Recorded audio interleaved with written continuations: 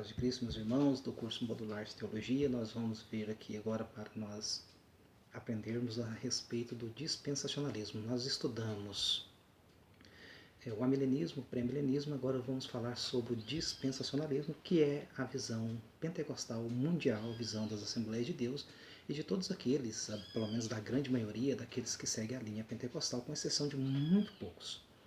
Então nós vamos falar então a respeito agora do dispensacionalismo. Por que essa palavra dispensacionalismo? Por que nós a usamos? Aonde foi que nós a encontramos? Essa palavra ela sai principalmente com os seus maiores mods com John Nelson Darby em 1822, que ela começa a ganhar força. Mas por que essa questão do dispensacionalismo? Porque nós entendemos pela Bíblia Sagrada que cada dispensação, ou seja, cada época, um espaço de época, Deus vem se revelando ao homem de uma maneira perfeita, mais eficaz, mais próxima. Então a primeira dispensação que nós vamos entender, que quando Deus faz a criação do homem, que o homem não tinha pecado, vivia no Éden, ali a palavra Éden significa delícias, né, o jardim das delícias, nós vamos entender que o homem vivendo ali sem pecado, sem nenhum tipo de pecaminosidade, de falha ali, a dispensação então da inocência. O homem era inocente, não tinha pecados, não tinha mácula na sua mente, na sua consciência, então essa é a primeira dispensação.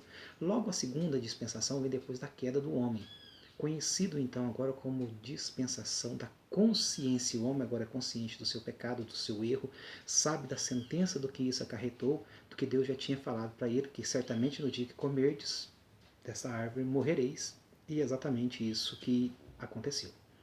O homem comeu, o homem morreu, ele pecou, ele falhou contra Deus. Nós vamos ver também sobre a terceira dispensação, que é a dispensação do governo humano. O homem agora se organizando em cidades-estados, fazendo ali o governo humano, até Nimrod mesmo, ali construindo a Babel, né, a torre de Babel, a torre da confusão. A palavra Babel significa confusão, porque o governo humano, sem o auxílio, sem o direcionamento de Deus, da sua palavra, das suas diretrizes, ele vira uma Babel, ele vira uma confusão. Então é a terceira dispensação, conhecida como dispensação do governo humano. A quarta dispensação, Deus agora ele começa a se revelar ao homem. Dispensação patriarcal, onde Deus vem se revelando. Ele começa em Abraão, e ele ali, através de Abraão, faz a promessa que todas as famílias da terra seriam benditas em Abraão, ou seja, bendita em Jesus, que vem dessa descendência judaica de Abraão, onde nasce o povo judeu, nasce em Abraão. E ali Deus começa então um propósito e começa então agora a se aproximar de Deus, se aproximar do homem, se revelando para ele os seus propósitos. E essa dispensação vai até José.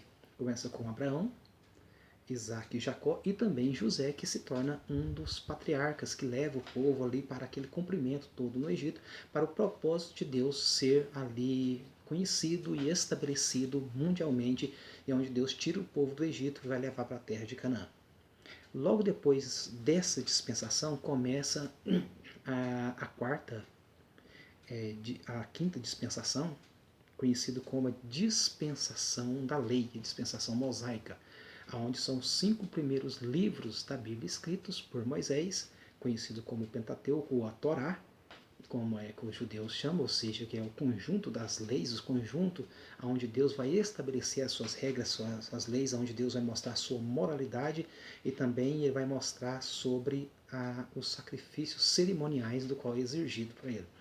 A moralidade de Deus não muda, pois Deus é um ser moral e imutável, tanto é que o escritor da Epístola aos Hebreus vai falar que Cristo, né, sendo Deus, é o mesmo ontem, hoje e eternamente. Em Tiago, no capítulo 1, versículo 17, Jesus vai falar que toda boa dádiva e todo dom perfeito é vindo do Pai das luzes, vindo do alto, né, do Pai das luzes, em quem não há mudança nem sombra de variação, ou seja, Deus é imutável na sua moralidade, porém, na cerimônia, Jesus veio e cumpriu todos os requisitos legais exigidos por Deus para levar o homem de encontro com Deus. Então, quando Jesus vem, ele instala a sexta dispensação, a maneira mais eficaz de Deus se revelar através da graça, através de Jesus, conhecido como a dispensação ali da graça, onde Jesus vem agora e faz a oração mostrando: venha, Pai nosso que está no céu, venha a nós o teu reino, o seu governo, o seu comando, ou seja, o seu domínio. E isso é a graça de Deus, quando Deus ele está no centro, ele está no comando, ele está no domínio de nossas vidas e ele nos leva para um propósito maior, vida eterna. É o que Jesus sempre falou, e falou para a mulher samaritana: quem crê em mim, né, rios de água viva fluirão do seu ventre. Quem beber desta água tornará ter sede. Quem beber da água que eu lhe der, essa lhe fará uma fonte e saltará para a vida eterna. Essa é a dispensação da graça. Então Deus ele vem se revelando ao homem progressivamente. A última dispensação, que vai ter a dispensação chamada milenial, que é no milênio. Jesus ele veio nesse mundo, ele veio como cordeiro, e o cordeiro foi imolado, ressurreto, foi assunto ao céu, e o seu evangelho, a boa nova, a boa notícia pregada em todo o mundo pelos seus através da ação do Espírito Santo que veio habitar no homem. A dispensação da graça, tudo isso, Cristo, o sacrifício perfeito de Cristo, ou também o Espírito Santo para habitar nos crentes e levar o homem a cumprir esse propósito de Deus. Porém, agora na dispensação do milênio, Cristo agora vai vir como rei. Ele não vai vir mais agora como um cordeirinho, mas vai vir agora como um rei que vai reinar sobre todo o mundo. Vai reinar sobre todos os homens. Então essa é a última dispensação, que é chamada dispensação milenial. Logo depois dessa dispensação, acaba-se a dispensação e entra o plano eterno.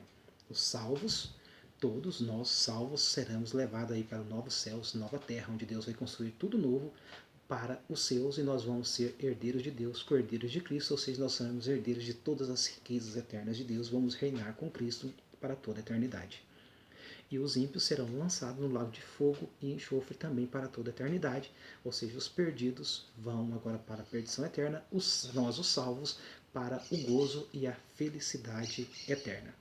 Por isso é chamado essa doutrina de dispensacionalismo.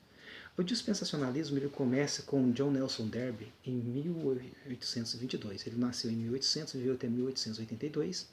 Em 1822 ele ingressa na faculdade de Direito, logo ele descobre sua familiaridade com o ministério e ele entra para a Igreja da Inglaterra, a Igreja Anglicana. Mas em 1825 ele desliga da Igreja Anglicana e liga num movimento chamado dos Irmãos, e aonde ele começa também a ter os estudos e se aprofundar nos estudos também do dispensacionalismo. Muitos vão falar: não, o dispensacionalismo é uma doutrina nova. De fato é.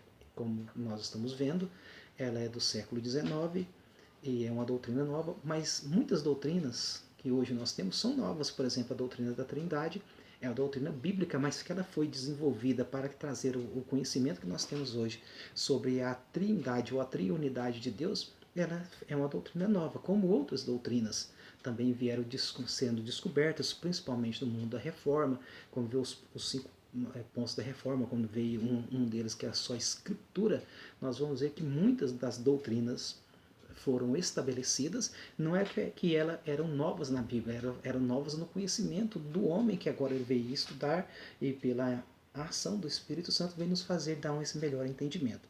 Então, se algum crítico falar: não, o dispensacionalismo é algo novo, não era falado na igreja primitiva, não é falado dos pais da igreja, é verdade, mas não é por ser nova que ela deixe de ser uma verdade. E a maior disseminação dela foi a partir de 1860, onde que ele começa a ensinar pela uma Bíblia de estudo, uma das primeiras Bíblias de estudo, chamada Bíblia de Estudo de Scofield.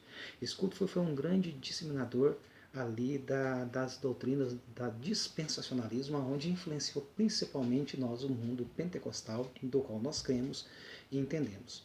E outra maneira de o dispensacionalismo ver é que o dispensacionalismo ele olha para a literalidade das Escrituras. Ele só não olha na literalidade quando essa não é um ser, não é de fato literal. Por exemplo, como lá em Isaías 55 fala que as almas baterão palmas. Nós não vamos olhar nisso literalmente, pois as árvores não têm não bate palma, nós sabemos que isso é uma linguagem figurada. Porém, por que nós olhamos os dispensacionalistas pelo lado literal? Porque todas as profecias sobre Jesus, aonde ele nasceria, em Belém, como se daria a sua vida, como se daria a sua imolação, a sua morte, a sua ressurreição, a sua ascensão, da mesma maneira que foi falado, foi vaticinado pelos profetas, foi também acontecido. Então nós olhamos para todas as profecias bíblicas exatamente por essa literalidade.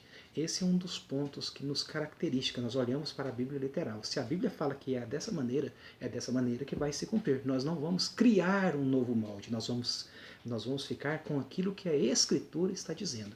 Esse é um ponto-chave do dispensacionalismo, pois nós olhamos pela literalidade das Escrituras. As Escrituras diz daquele jeito, é daquele jeito, daquela maneira que ela diz, é que nós cremos, entendemos e confiamos, e cremos e sabemos e temos a convicção que essa palavra de Deus é a palavra revelada, é a palavra inspirada pelo Espírito Santo, porém não há erro e não precisa de uma interpretação humana. Obviamente que alguns pontos na escatologia, que são pontos, nós falamos pontos difíceis, ou pontos de coalizão, ou de conflito entre uma e outra visão, que precisa da interpretação. Tudo que tem interpretação, ela é sujeita a erros, pois ela está sujeita a uma interpretação humana. Por isso que nós somos totalmente dependentes do Espírito Santo. Ele é um intérprete excelente. Deus Pai é o autor da Bíblia. O autor da Bíblia é Deus Pai. O assunto central da Bíblia é Cristo Jesus e o intérprete por excelência é o Espírito Santo. Como que o Espírito Santo nos auxilia? Primeiro, através da nossa leitura diária bíblica, através de estudos de pessoas que o próprio Deus vai capacitando, como capacitou os apóstolos, e eles foram escrevendo, foram ensinando. Outros que também não foram escritores, mas que eram grandes ensinadores, como Apolo, e assim nós vamos vendo pelos livros escritos, pelos nossos professores, os nossos mestres, vocês que estão aí na academia, que vão se tornar mestres para ensinar outros. É assim que o Espírito Santo usa, ele usa homens para falar com homens. Logicamente que de quando em vez nós cometemos equívocos, porque nós não ficamos na dependência totalmente do Espírito Santo, e muitas vezes nós queremos especular, e a especulação sempre leva a erros. Então é bom nós olharmos sempre para a Bíblia Sagrada como ela é e como ela diz, sem tentar forçar o texto. Sem tentar pôr o meu pensamento. Não, eu penso assim, eu penso assim. Não, nós olharmos o texto com seu contexto, que vem antes ou depois, nós vamos chegar num denominador comum. O que o escritor, como ele estava escrevendo, para quem ele estava escrevendo, qual era o objetivo daquele escrito, daquele primeiro, e qual que as implicações que traz para nós hoje. Assim nós entendemos a Bíblia, e nisso nós dependemos totalmente do Espírito Santo. Então, esse é um dos pontos chaves do dispensacionalismo. Olhar, então, no dispensacionalismo, o que nós olhamos? É que quando nós vamos ver sobre agora a pandemia do coronavírus que nós estamos passando, muitos desses supostos profetas aparecem e fazem coisas mirabolantes, que é o fim, que é não sei o quê, que é o sexto selo, é que Jesus já está às portas. Nós entendemos que todos os cumprimentos, quando Jesus falou que no mundo tereis aflições, e que Jesus lá no capítulo 24 de Mateus, ele falou que teria terremotos, pestes, como nós estamos vendo agora no Covid-19, isso tudo tem acontecido desde quando Jesus falou. Desde quando Jesus falou, os terremotos, as pestes, as calamidades têm acontecido. Como nós entendemos? Se Jesus foi fiel e tudo isso se cumpre, então também a sua volta será cumprida da mesma maneira, porque ele prometeu que iria e que voltaria. Se tudo que ele falou está cumprindo, e nós estamos vendo bem patente agora nos nossos olhos, a sua volta também nós podemos ter certeza. Nós não podemos ficar especulando, será amanhã, será hoje, Jesus está voltando. Não, pode ser que ele venha hoje, pode ser que ele venha daqui 100 anos, pode ver que ele venha o ano que vem, pode ser que ele venha essa noite. O que nós temos de ficar é saber que o que ele prometeu, tudo se cumpriu, o que ele falou se cumpriu. Então, se tudo o que ele falou, inclusive sobre essas pestes, se cumpriram e estão se cumprindo bem patente nos nossos olhos, a sua volta também se cumprirá. Mas nós não temos o direito, porque a própria Bíblia, como eu falei, nós temos de ficar com ela, fala que ninguém sabe o dia nem a hora, nem dia e nem a hora. Os cumprimentos, quando Jesus falou que está próximo de vir, ele está próximo de vir desde quando ele foi assunto ao céu.